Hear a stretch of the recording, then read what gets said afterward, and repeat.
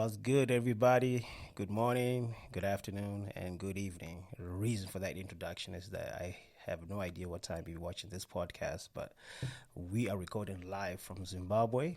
And welcome to the Uncle Chuck's podcast. And of course, my name is Uncle Chuck's. My guest for this week, a legendary DJ in the industry in Zimbabwe. He's actually one of the people that taught me how to DJ. He's one of the guys who actually motivated me to become a DJ. Ladies and gentlemen, unfortunately I don't have a drum roll for you, Storm. Sound effect. Yeah, ladies and gentlemen, my guest for this week is no other than the mighty DJ Storm. Hey, Chucky. Thanks for having me, brother. Thanks for having me. Yeah. Seems you've gained a little bit. What's going on, man? DJs don't go to the gym? We do, bro. We do. I know a few. But I guess we're the same, bro. We're not looking like what we used to 20 years ago. It's a good life. Yeah. Yeah, okay. Yeah, I guess so. Yeah. Well, the reason why I called Storm onto the podcast was just to, shed a little bit of light into the DJ industry. He's been in, how many years have you been in the industry? I'm going to say professionally about 22 years. Okay, so he's been in the industry for 22 years, and I'm sure he's one of the very few DJs that can actually, break down the whole DJ industry, because most people think we are making a lot of money. Yeah, I guess so, yeah. It's a lifestyle thing, you know what I'm saying? So looking at how the industry has changed, I think now we have female DJs right now. We also have a lot, not saying it was a male-dominated industry, but I'm just saying the sisters have also decided to, step up in that industry. And secondly, we also have a lot of young upcoming DJs right now. We have more nightclubs, I would say. We have more festivals, I would say. Mm-hmm. So the industry has opened up. So from 22 years back up to now, I mean, what changes have you seen? I think the thing that changed the most is probably like you had expressed just a few seconds ago, was how much it's grown in terms of places to play, events to play at. Uh-huh. When I started, I can't really remember anything other than Haifa being a stage, like big festival that would potentially, because not all the time, but potentially get DJs on the stage.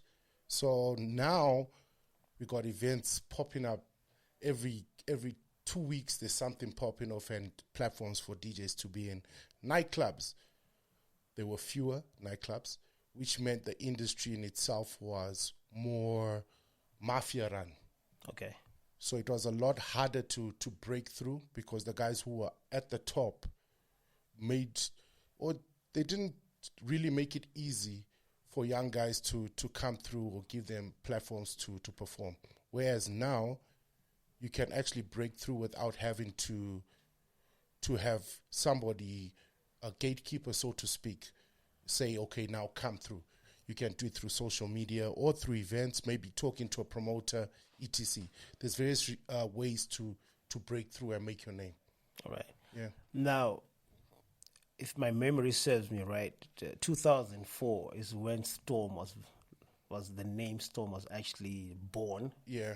Storm was always there, but I think 2004 is when you really stepped up to the scene after you went and represented Zimbabwe on that international DJ battle and you won. Yeah. This was sponsored by Sprite. That was Sprite, yes. Yeah. How was that for you, though? I think just to give you a better context to how I got to that place, or even to become Storm, before I called myself Storm, I didn't really have a DJ name. I didn't know if I was going to run with my birth name. Okay. If I was going to come up with a gimmick of some sort, and if it was, what was it going to be that represented my style of play? Uh-huh. So by the time 2000, I started playing music around 2000. 2003, I developed my skill to a level where I felt like a Storm. It felt like every time I got on the decks, the room would change. Okay. So you know how the weather works sometimes, where it's totally sunny, it's predictable, and then boom. Next poof, everything is and that's what I felt I'd do, or at least that was the intention I would want to have on the decks. So that was the birth of the name Storm. So what holds me from then is the name. Okay. So my standard of play has always I've always chased to be that person who shifts in the room. I always want to go on the decks and make people feel there's a storm that has come into the room. Yeah. So by the time when I got into Sprite, we started in Zimbabwe, and it was being held across Southern Africa. Same competition, looking for one finalist to go represent the country at the finals. At that time, it was in Zambia, in Lusaka.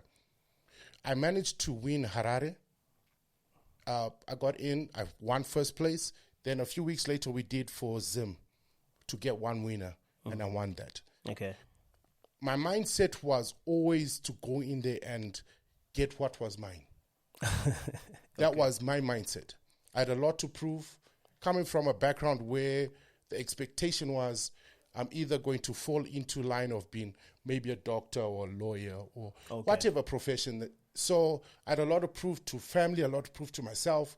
So when I got in, I wasn't necessarily looking at DJs as my competition. I felt like I had to prove to myself, to my family, that what I was doing musically was the right way. Okay. So yeah, because like back then, being a DJ was not really welcomed, if I remember. It wasn't. It was even till now. It's not really something that is embraced by families, but it's a lot better now. So back then, I was like, okay, let me push and show people this is me. By the time I went to Zambia, my mindset was just to win. Okay. And I had no friends. I wasn't there to make friends. Right. I was there to take what was mine. Okay. I prayed. I fasted. I am not super religious, but at that point, I can tell you I needed everything in order to get what was mine. The competition was tough. It was one round, give your all, 15 minutes. That's it. And that was probably my first time playing for a huge crowd, because when we did Harare, we did it in clubs. Okay. Then when we did the final in Lusaka, we did it at a place called Mulungushi Conference Center. All right. That's probably the equivalent of HICC. Okay. We had about, if I remember correctly, about 17,000 people which came to see DJs showcase. Damn. That's a lot of people. It was a lot. I'd more never played for anything so big. Those are more numbers than Fiesta. Yeah. And the mindset needed to go on to that stage and prove your mettle was not a mindset of somebody doubting themselves. Okay. I'd never really held the mic. I'm not a mic guy, but that day I did because I wanted to announce my arrival. The storm. The storm is here. And I gave them a very powerful 15 minutes that shook the room. And I was the second DJ to play out of 16 DJs. This is 16 countries have bringing their representatives. I was the second DJ to play, and my impact was enough to last the rest of the night to say, nah, that's the guy. That's the guy. Yeah, and I remember when they were announcing the winners, the guy I felt was my toughest competition was from Angola. Okay. And he came third. Oh, okay. When they announced him as the third place contestant, I was actually standing with one of the people who were organizers backstage. Okay. I had my satchel, and I said to her, please hold my satchel. I'm going to get my money. And this was before I was announced, because in my mind, I didn't see anyone as competition. If that guy had already been announced, it was. Then I said I don't even know who's second, but I'm definitely not placing there. All right, question though. Yeah. Do you think you'll be able to ever repeat that set again? No. I think I've evolved so much through the years that my style of play is not anywhere close to battle. Okay. Yeah. But okay, just to go off topic a little bit. Yeah. What kind of, I know there's like headline DJs, DJs that only play like for 1 hour, like the main headline DJs.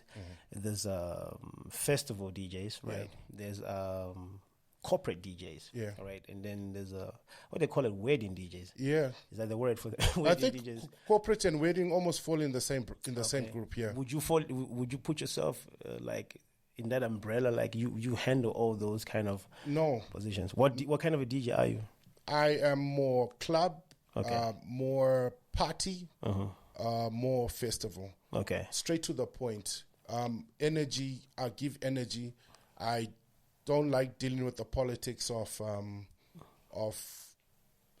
like events. Hey DJ, can you play this? And Yeah. I don't want to play stuff that I don't necessarily understand.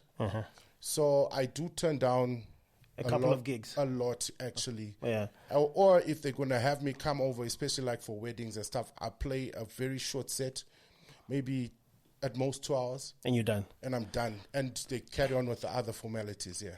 Looking at the economic situation right now in Zimbabwe, would you say that a DJ is a lucrative line of work? Mostly no. It's not. Mostly no. You have to be at the top, like really at the top. top. If you're not, then you're not going to be making anything. Yeah. Yeah. You're really not going to make anything. So I would say maybe for 10% of the guys who are in the industry are actually straight up making money from the industry. But otherwise, no. It's not lucrative for everybody. It's not something that if you've got a young guy coming out of high school or university and it's like, yo, DJ Storm, I want to be like you, I want to be a DJ. What kind of advice would you give those people though? Because I get a lot of those, right? Yeah. And when I keep telling these youngsters that, listen, you need something to fall back on. You know what I'm saying? DJing, you're playing, weekends only? Thursday, sometimes on a Thursday, Friday, Saturday. But looking at days that are lucrative, you're looking at a Friday and a Saturday, you know what I'm saying? But Monday, Tuesday, Wednesday, Thursday, get something else going. You know what I'm saying? In other countries, it works. You know what I mean? Because I think clubs pay better in other countries. In Zimbabwe, not so much. Not 5,000. No. No, but Chuck, not 5,000. I want to I'm a bit torn Okay. about that issue. I'll tell you why. Yeah. There's a saying about a jack of all trades. Okay. If you become a jack of all trades, then you don't become a master of any. True. And if you really, really want it, then let it be the only thing you do. But you have to be prepared to even take the losses that come with it. Yeah. There's a huge price to pay. Anybody who has really become successful in this space has paid a huge price. All right. Whether it's from a social aspect, family, all that stuff. Financially, there's no guarantee when it's going to pop off for you. And even if it does, you don't know how long it can last for you. That's the thing. There's no guarantees in our industry. But I feel like if you're going to try music, Yeah. so get the education first. All right. Get it first. That would be your fallback. Give yourself a certain amount of time. If you don't catch your targets within a certain period of time, Yeah. then let it go. And then you can go back to whatever it is you got your degree in and so forth. But I don't want to discourage anybody from not trying it. Because maybe in your late 30s, you got your family and then you decide, now let me try this music thing. Yeah. And it actually would affect your family a lot. When I started, I grew with my wife into the industry. All right. So she knew what it came with. She had to adapt. Not that it was easy. It's hard. But I wouldn't say to anybody, don't try. Come, try. Yeah. If it's your dream to think you can rock on a stage, because it's all started like that for us, come, push your dream. If it doesn't work out, because it doesn't work out for almost, like, I would say 95% of the people who try to do anything arts related. Yeah. Success is not easy to get. It's not guaranteed. No, it's definitely not. Yeah. And I'll tell you another thing. Talent is never enough. Of course. It's probably 30% of your success is the talent. So you're going to have to do quite a lot, and it's going to come at a price. Your time, your time especially, I think. Like, I think DJs suffer the most for not being able to connect with family and We don't get enough sleep. No, the sleep is actually something that doesn't exist. Yeah. Our timetables don't happen with everybody else. Yeah, always. Okay. Yeah. All right. I think it's been a male-dominated industry for a couple of years now. Yeah. Not that it was brought out to be like that, but people just felt that being a DJ was mainly for men. You know what I mean? But over the years, over the times, I think women have also taken center stage. Yeah. You know, we've had the likes of DJ Nida, DJ Eve. Nida has won a couple of DJ battles, which was male dominated. You know what I'm saying? We've got, what's her name now? Keen Her has come up. There's a couple of DJs. Myself, I'm teaching a couple of DJs. Sharon, Yaya Good Vibes, Dudu Waffles, that have all decided to grab that chance and learn how to DJ. An observation that I've made, I had a chat with some heavyweights in South Africa, because South Africa right now is like they're turning the wheel towards female DJs. If you look at it, I'm not talking about Uncle Waffles or Uncle, what's the name, Devin Gogo, those ones who have made it. But there's a lot of DJ academies in South Africa right now that are focusing on the female, In Zimbabwe, slowly, you know what I'm saying? Slowly, we don't have a lot of female DJs, but do you think that in the near future that the opposite sex, I don't want to use the word the female, it sounds wrong, but the opposite sex might dominate this industry? I think we're all about there right now, because I want to call a spade a spade. Yeah. Female DJs are easier to market. Okay. They're easier on the eye. Your attendees in clubs are mostly male. So it's always going to look wow when you see a female DJ doing a thing. And in the male-dominated industry. And the industry is a little bit, or even like people who are being entertained are a little bit more forgiving on the female DJ. So a female DJ, if she was half serious, half. You just have. She would not half naked, but half serious about pursuing music. Yeah. She could probably do what I've done in 20 years and do it in 5. Or less. Yes. Yeah. Time is really moving now, and more clubs are opening, like you said, more venues are opening, and more festivals are opening. Yeah, so they're easier to sell. I just feel like that, but not taking away anything from our female DJs. The names you mentioned, I got lots of respect for. Okay. But still, it's a top 5. Yeah. In Zim. Speaking about top 5, sorry to cut you off. Name your top 5 DJs in Zimbabwe. This is not meant to offend nobody, but this is what you feel, or this is what you think is your top 5 in Zimbabwe. Do you want current or like in my book, like as a whole over the years? Over the years that you've been, 22 years, you might mention some names that we might not know. Yeah. So we can't go back 22 years. Let's work with the past 5 years, like the past 5 years. Who's your top 5 DJs in Zimbabwe right now? Top 5? Yeah. Wow. I think if I had to bring it out, there'll be guys that would feel a little bit offended. No. I could give you my top 5. It's not an issue about offending people, but I could go to certain clubs and listen to certain DJs because I come to your club because I like the way you play. Yeah. I'm a DJ, but I like the way you play. And I could give you a top 5 list. It's not meant to, we know that the DJ industry is very competitive and these guys are very sensitive. But if you're not in my top 5, does not mean that you're not a good DJ. It's just who I prefer to go and listen to. You know what I'm saying? Okay. So, so let me give you, and I speak from a creative standpoint. Okay. Because I'm a creative myself. So currently, Joe is new blood. Okay. He just won the DJ battle. The Black Label DJ battle. Okay. Is he the guy who was wearing the mask? No. It's not him. No, that is he's from Blue Oil. Okay. The Blue Oil I just actually hosted him at my club a few weeks ago. Joe is from ZFM. Yes, he's from Zeke. Yeah. Okay. Yeah. Joe is a very powerful DJ. Okay. Creatively. I would put Made a Believe in there as well. Okay.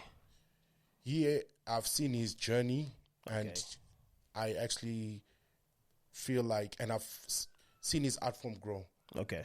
So New Blood, I got Tino is his name from Bulawayo. Okay. Amazing DJ. Uh-huh. That's the guy who came second. Okay. Okay. Super creative wordplay. New Blood. Zulu. Uh-huh. He impresses me because not only does he play well, he got the look, like the DJ look. Okay, the swag. Yeah, he brings it. Like, Okay. It takes time to come out. the person he reminds me of is Ray. Ray Days. Yeah. My yellow bone. Yeah, your yellow boy. He reminds me a lot about Ray, and I think that's the new guy, one of the guys that I'd say is definitely coming up. 5. For me, number 5. Creatively, Sims. Okay. Yeah. Sims, the scratch DJ. Scratch DJ. Yeah, I don't think in this Anyone. country there's anybody who can do. It's funny you put Sims at. Okay, this is like top 5, but not in number terms, right? These are just names, right? And I'm talking. I'm not, because I have my top 5 of impact in my life. Okay.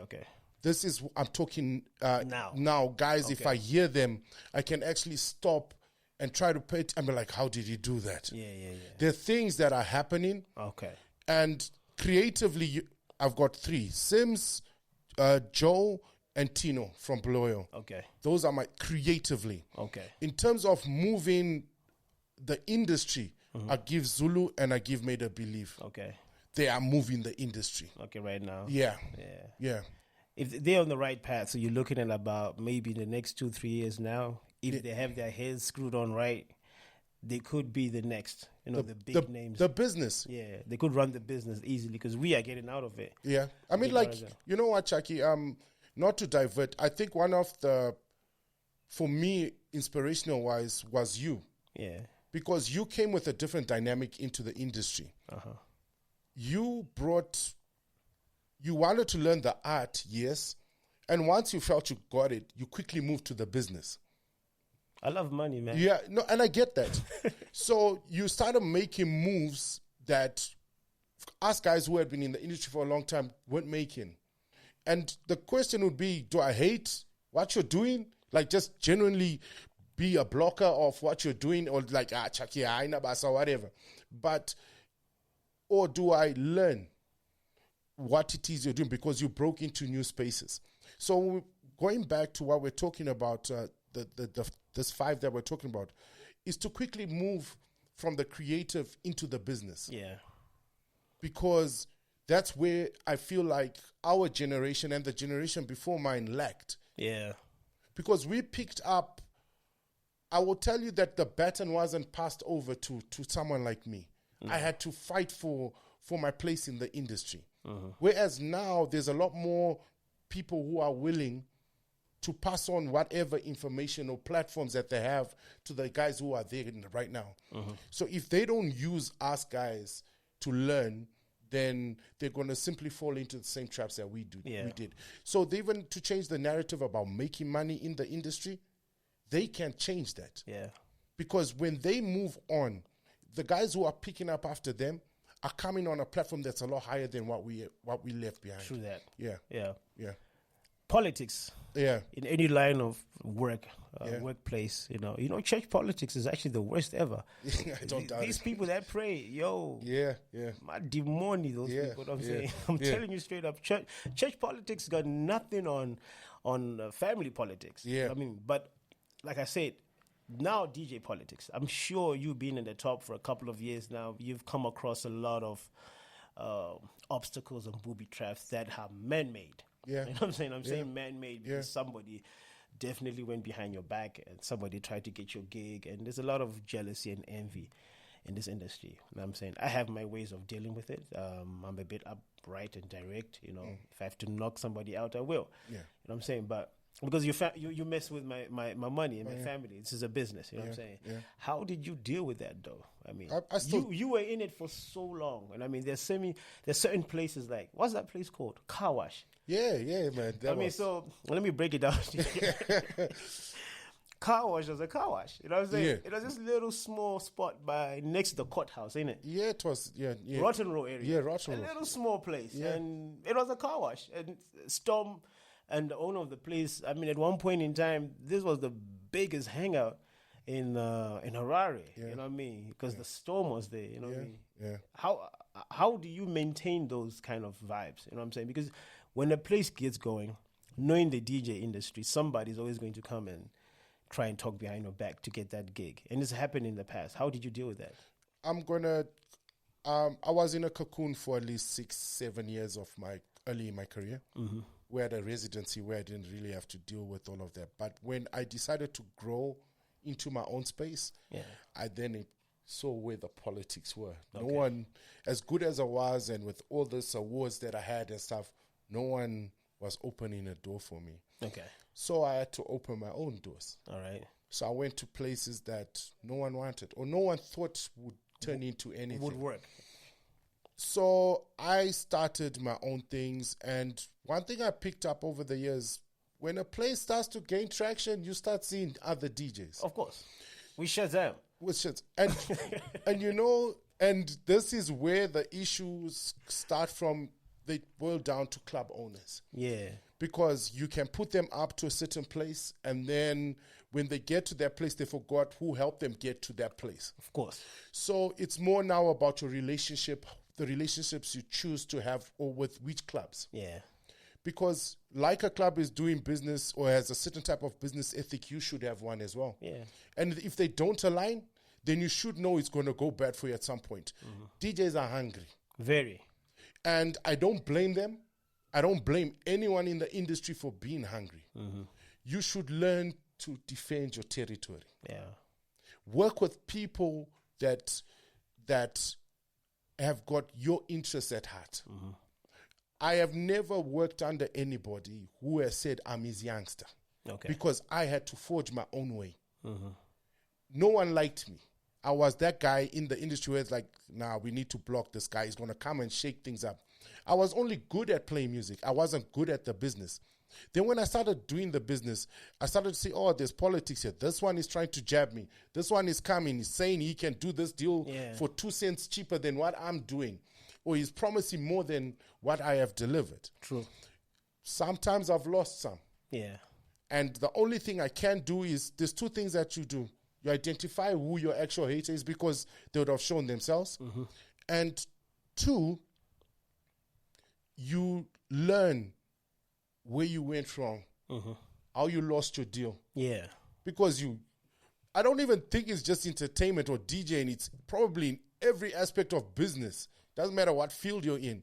People are after your space. If they see there's gold, they're coming. And they want it. They want it. So the thing is, you have to come up with systems that make sense to protect your territory. Yeah. So I'm not even going to say it's bad necessarily.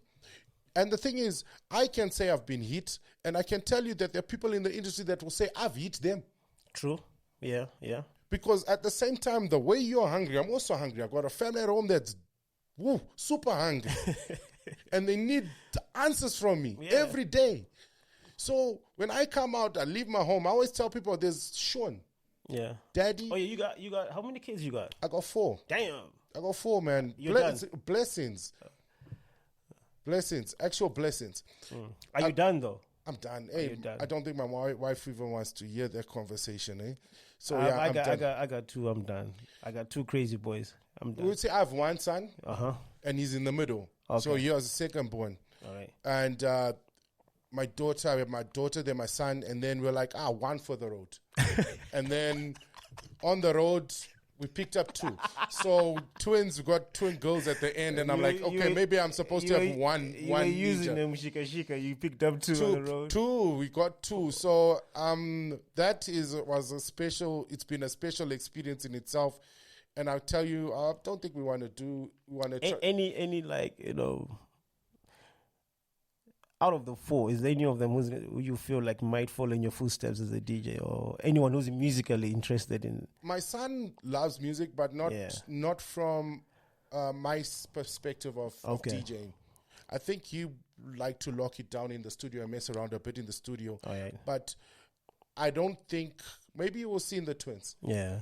They seem more excited about who I am. Okay. Then the big ones, when they, the big ones, they're like, this old man, so he's killing the vibe or whatever. But yeah. the twins, because they go to school, their teachers know who I am, and the Okay. teachers will be like, hey, your dad is what? I'm like, wow, dad is this. So maybe the bug will bite one of them, but I'm not going to block any of them from pursuing whatever they want to pursue. Yeah, I mean, hopefully later on in life now, I mean, that things would have changed a bit. You know what I'm saying? I mean, they would have shown a little bit of respect towards DJs later on in the future. I hope so. You know what I'm saying? But I think you gave us your top 5, right? I would ask you for your top 5 groups. As in, back in the days, DJs used to move in pairs, right? Yeah. And then the likes of Divine and D-Nice. What was the other guys? Martin Smooth and JD Jam. Yeah. Who else was that? There was T-Bass and P-Styles. Yeah, there was Elroy and Dinosh. Yeah. And you moved with Elroy for a bit too, right? Yeah, we tried to. We came up together, Roy and I. When I started music, I started with Roy in Kadoma. Okay. Oh, originally you're from Kadoma? No, I'm not from Kadoma. Where you from? It was I'm a Rare boy. How is it? Yeah, born and bred. I was born in Bulawayo, Okay. but I grew up here. Okay. But because I didn't have anywhere to play, Okay. I wanted to learn the art form of DJing. All right. Roy had been left this contract by his brother at the Ranch Hotel. This is in Kadoma? In Kadoma. Okay. And Roy was given this thing, after school, you finish your school, here's this contract for you, because the brother, if I'm not mistaken, was leaving for the UK. Okay. And he had that contract and he gave Roy. And I met Roy not long after, because Roy was also dating my cousin. Yeah, who is now his wife. Oh, wow. Yeah, so he was dating my cousin, so I met him, and I told him, I'm also into this music thing. And he's like, if you want to come through, if you find time on the weekends, pull through. I'm like, okay, cool. So I did that a few weeks, and then he was like, hey, bro, if you want to share this deal with me, let's do it. Yeah. It was an amazing deal, but what I was after was the experience. Yeah. In Harare, no one was giving me any room to learn. And the setups were different back then. You had to go build up your music collection with CDs and stuff like that. So it's not like now, laptop. Anybody with a laptop can be a DJ. Yeah. And it wasn't like that. You had to go to places which actually had the equipment for you to play. Okay. So you had the idea that you want to be a DJ, but you didn't know what it was like to even press buttons. Okay. So you had to learn somewhere. So when I went Kadoma, I did that for 9 months until I got fired, so to speak, because I'm a bit of a loudmouth. You're a storm, innit? Yeah, I'm a bit of a loudmouth. I do stand by the things I believe in. Okay. So I left Roy there. Yeah. And then when Roy came through a few years later, about a year and a half later, I'd established my own thing here. Okay. Then I invited him into where I was. Okay. So we tried to make something, but life pulled us in different directions. Yeah. But yes, he went on to create something with Dinosh. And I want you saying my top 5. Yeah. I'm going to pull it back. There was Slam for me. Slam. I have no idea. That was Terry J. Oh, wow. You're mentioning names now. Yeah, these were guys that I would say were big groups for me. Okay. There was a group, Otis Fraser, and them were in. Oh, yeah. That was, if I'm not mistaken, it had the likes of Kudzi, Maruza, and them. Yeah. I think what's that called now? They call themselves Huggies Entertainment, is it? Yeah, but it wasn't Huggies then. Back then, okay. It was something like Platinum Entertainment or Platinum DJs. I'm not much sure. Premier League DJs. I'm not sure what it was. I was really young. But they were, to me, because Otis is, to me, my inspiration. Okay. When I was coming up. Then there was that. Then definitely D-Nice Divine. They changed the game. All right. If ever I used to line up outside. Remember Circus nightclub? Yeah. We would line up outside the club to go watch D-Nice and Divine play. Those are legends in the game. If you guys are watching this, you need to go look them up. These were like big boys back in the day. I think they're not given their flowers enough. Yeah. D-Nice and Divine showed what you could get out of the game. Oh, those guys made money. They made. I don't know. D-Nice losings were. Those were dawns, and I tell you, there was a golden era that has never been repeated by those two guys. No one has managed to catch that blueprint. All right. That they had. Yeah. And shout out to them always. I mean, they didn't like me. We're cool now because I earned my own stripes. You were coming but then up. I was coming up, but I know that. But they liked Roy. They really liked Roy, so they gave Roy a lot more platform than I was. Roy doesn't talk. I'm an outspoken human being, always have been. So I think, but you know what? I won't take anything away from him. Yeah. Those guys, because Divine actually became my brother a lot later in life. Okay. We became so close with Divine, but those guys, and then I think the guys who took over from them, which was T-Base and P-Styles, they took that mantle and ran with it well. For a while. They really did well. P-Styles is my boy. Yeah. T-Base, funny enough, was a guy who came to me. I think he used to work at a Chicken Inn or something. Gueru Chicken. He was a manager. Yeah. I'm not sure. Okay, don't get us wrong. I'm assuming this is going to go out, and I don't want us to be caught under the page. We're not sure, but I think he used to be a manager at a Chicken Inn in Gueru. Something like that. And he came to me at a place I was playing at the time, Tipereris. Yeah. He came to me and says, I'm trying to be a DJ, etc.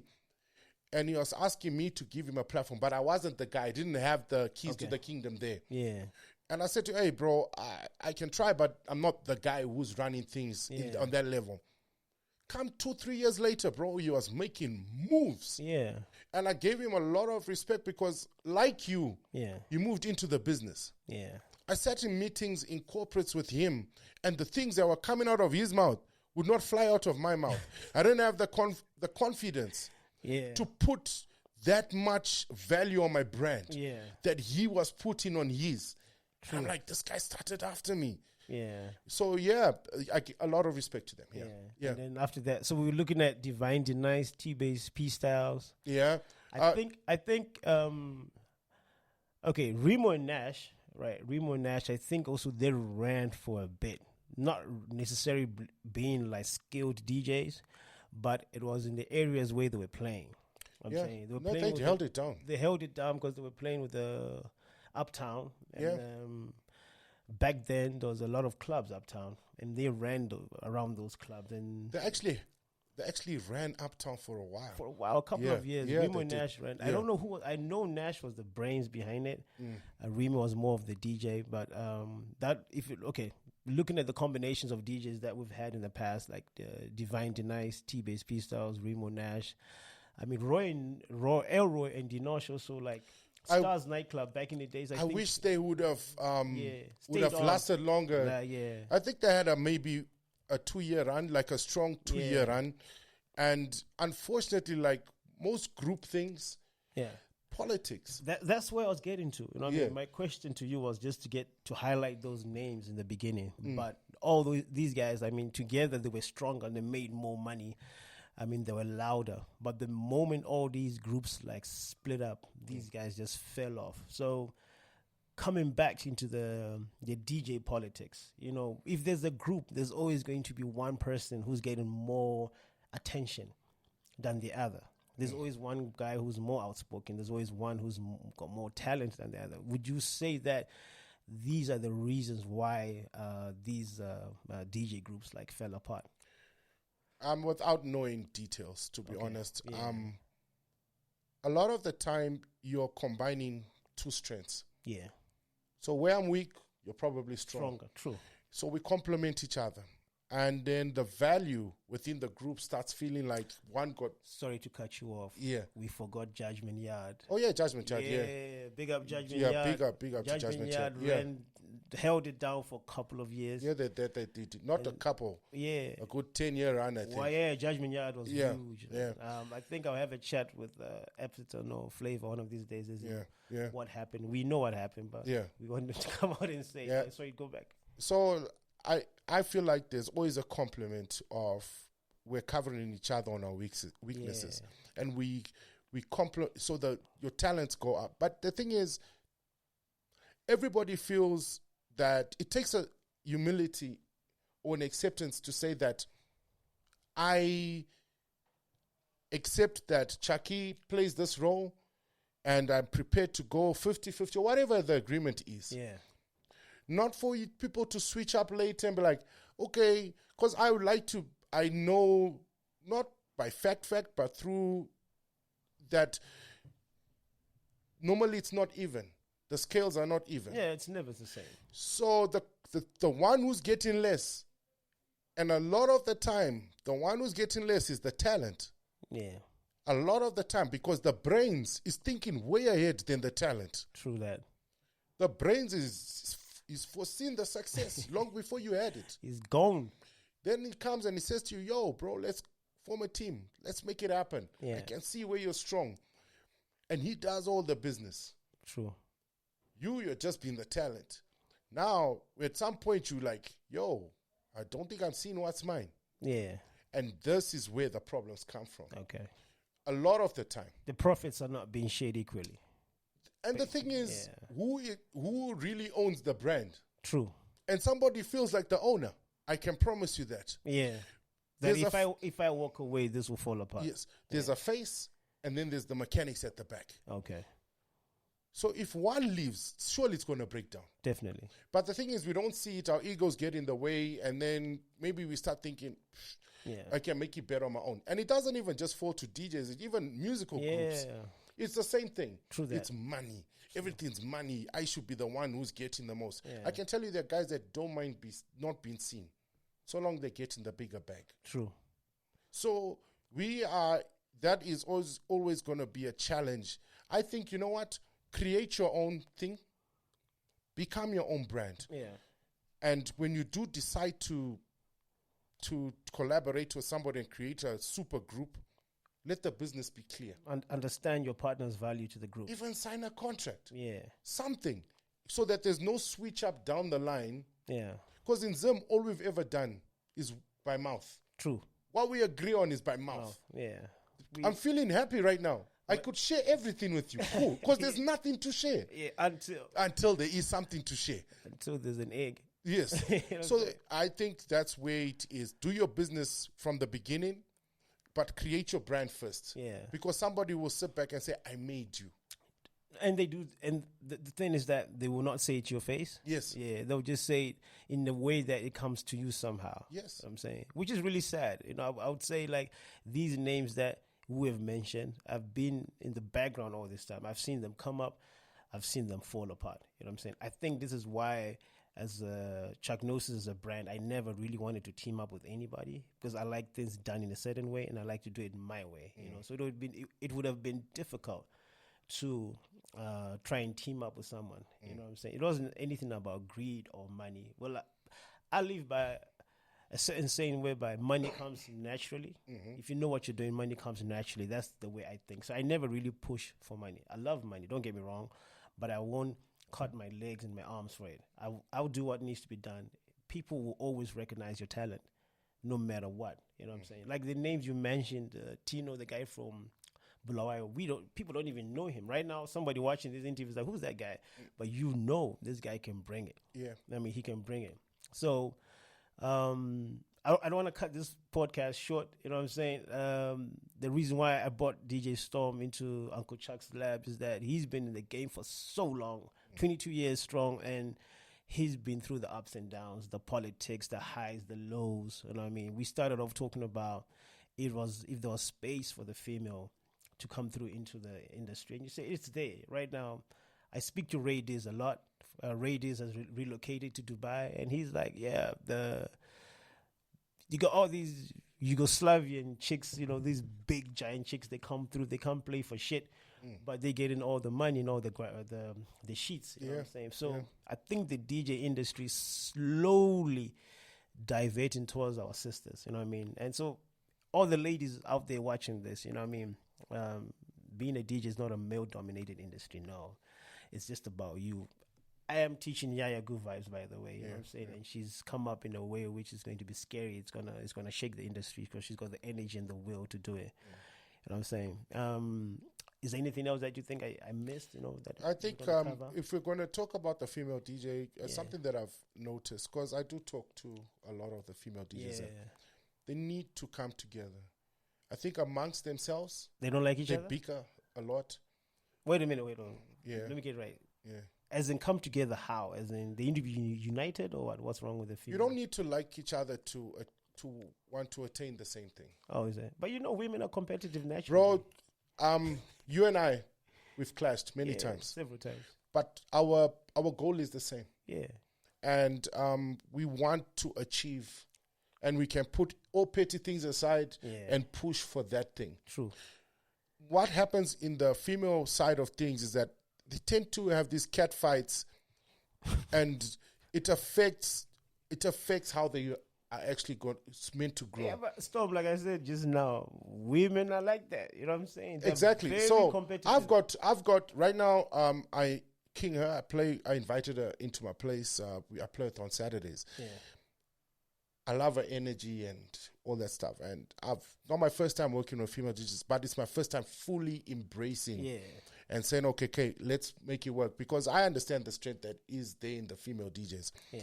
But what happens is that other female DJs like, what about me? Why not me? Why her? And I'm like, yo, it's not about that. Aren't you guys like, girls supposed to be like together, like, and you're supposed to say, hey, Storm, you did well. You know, you've now embracing us in the industry. And I'm like, no, you're shooting me down to say, why not me? I'm like, it shouldn't have to be like that, because if I had the room, I would definitely bring in more. But I don't. You know, right now in my team, I've got like 8 DJs. Yeah. 8. And these are all under me that work with me. We're pushing.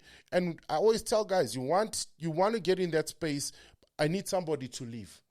Mm-hmm. When they're ready, when they've outgrown what I'm doing with them, and it becomes an opportunity, then the one closest to the door is the one that would enter. Mm-hmm. In a case of who I'm working with now, they were closest to the door. All right. You can't decide to want to talk to me only after I've engaged somebody else. Yeah. Anybody that I work with or you work with are people you're in constant contact with. True. It's not about who you think deserves it the most. No, you're like, Fuji's here, cool, bro, come, Storm, come, Confi, come. Yeah. That's what because the people who are closest to you. Yeah. You want it. If you feel I've got that platform you want, stay close. True. So a lot of the time, it's not about, because you're sitting there you're caught up in your feelings saying, you didn't give me the opportunity. It's not going to come to you when you're sitting at home. Get out there. Come. Grind. Yeah. Female DJ wants to be in the space. She has to grind just like the guys. True that. She must come, bring it. Come, knock at doors. Not every door's going to open. I think more doors might open for a female DJ, but she has to still go knock. Of course. You can't wake up and say, "Oh, I'm a female DJ. I played here, year before, and I'm relevant." Your relevance is in how often you're playing, because people easily forget. Yeah. People. So I said, talent is never enough. So even as a female DJ, you might look pretty. You might have rocked a show 2-3 months ago. Yeah. A big show, right? You fell off. Yeah. You can fall off in a month. True. So keep knocking. Female DJs want to make it in this industry. You have to keep knocking. Natsumi actually got a manager. Sorry, that's King Her. She got a manager to push her in the places that she needed to be pushed.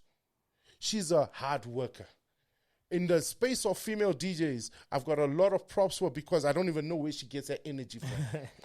For me, I don't know. I'm like, I can't wake up and do this every day. Yeah. But she lives and breathes her brand. So, and there are people who dislike her for her hustle. Yeah. I respect her. Yeah. She hustles. So any female who, if she's the one at the top, I'm not saying she's the one at the top, but if she's the one at the top, don't hate. Yeah. Learn. True. That's what it is. Learn. That's it. I had to learn. I fell off a few times myself in my life. Yeah. And I had to learn. Female DJs will be exactly the same. I say you get there fast, but you can fall off. Staying at the top is the problem. Ooh, there's no, and the thing is, there's no blueprint to tell you how to stay on top. Yeah. We had this discussion before recording. Yeah. We all talk about the ceiling. You get there. You don't even know what to do once you've hit the top. You don't know, because it's a foreign place. But everybody wants your neck. Everybody who's learning and trying to figure, they want your neck, and rightfully so. You can go into artists or whoever's at the top. No one has managed to stay there. Yeah. Maybe your run can be long, longer than others, but no one is. The only way left is down. So the thing is, if you want it, push, work, grind, learn, get it. After you've got it, hey, you better be doing something that makes sense when you're on your way out. No. Yeah. As much as we search and we say female DJs have advantages, but they also have huge disadvantages. Yeah. Because society expects them Too much. to be this thing. Yeah. So when are you going to become a mom, become a wife? When you become those things, do you think you're going to be chasing dicks? Nah. So now in your power years, you get it. Short space of time. When you're up there, do the most. And the ones who are at the bottom, learn from the one that's at the top. Yeah. Or the ones that are at the top. Because I probably have a top 3 or 4. But I'm not going to say because it's too small for me to mention them by name. Yeah. But those girls, those ladies that are at the top, they need to learn from them. And what I was saying, they need to be more together. The ones that are at the top need to start talking to the ones at the bottom. True. You need someone to catch you. Yeah. And you'll be like, listen, this is how you navigate this space. Yeah. But because it feels so small, this is the same thing we experienced coming up, because when the industry was small, no one wanted to open up because they didn't want to lose their trophy that they thought they had. Yeah. The only way the industry is going to grow is if these women embrace each other. True. Take the girl child and like, yo, this is where you move. This is how you move. Yeah. When you are on your way or you're off your high, the industry, when you flatten out, like you can actually getting called. The people who are calling you for gigs are the ones you helped Come up. Yeah. If you're going to make enemies all the way to the top, It's a problem. coming down is going to be lonely. Yeah. And it's going to be hard and painful. The only reason I've managed to stay in the industry so long is because of relationships. True that. I have not blocked anybody. If I've been given the platform, I will give what I didn't get, I give back. Yeah. You want to come play with me? Cool. If there's room, come. Yeah. This is what I'm about. This is what the place is about. This is the energy we're trying to give. Yeah. You want to learn? I've got a lot to give. If you don't fall in line with my ethic, you can simply move on. Right. Keep it moving. Yeah. Ladies and gentlemen, Yeah. this is the reason why DJ Storm is here, man. Storm always has a lot to say. Like I said, 22 years in the industry. He's got so much information, and I hope y'all have been listening. Storm, thank you very much for making time for us. Thank you for having me, brother. Thanks, yeah. Chucky. So now every Friday and Saturday, Eclipse. Where's Eclipse? Where's the Along Nelson, 92 Nelson Mandela. Been there for a while now. Yeah. We are steady rockers. Okay. Steady rocker. Yeah, we're consistent. It's the only place it's not lifestyle driven, but it's art driven. Yeah. It's music, and that's what we're about. So yeah, you catch me there Friday, Saturday. That's where I am. Yeah. All right. Yeah. Thanks for making time, man. Thanks, bro. Let's go get some food to eat. Yeah, man. I need some chow, man. Chow. That's how I came. You promised me chow. I'm here. Let's go get some food to eat. Yeah. Yeah. Ladies and gentlemen, DJ Storm. Thanks, man. All right.